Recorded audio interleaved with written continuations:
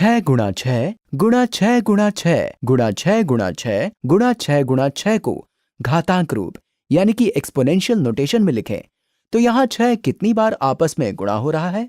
तो ये पहला 6 है, ये दूसरा 6 है। इसका मतलब 6 गुणा 2 नहीं है। इसका मतलब है कि 6 2 बार आपस में गुणा हो रहा है। 6 गुणा 2 12 होते हैं, जबकि 6 गुणा 6 36 होते हैं। तो हमारे पास 1 2 3 4 5 6 7 8 6 हैं, यानी कि हम 8 बार 6 को आपस में गुणा कर रहे हैं।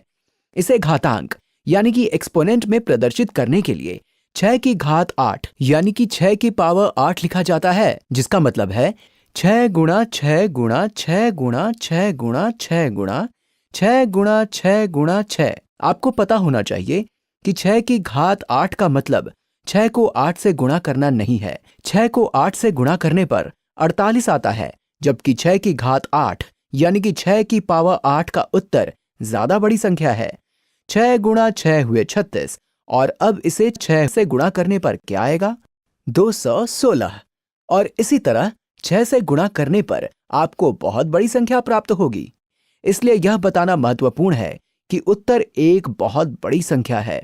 यह संख्या बहुत बड़ी है, यह संख्या बड़ी नहीं है।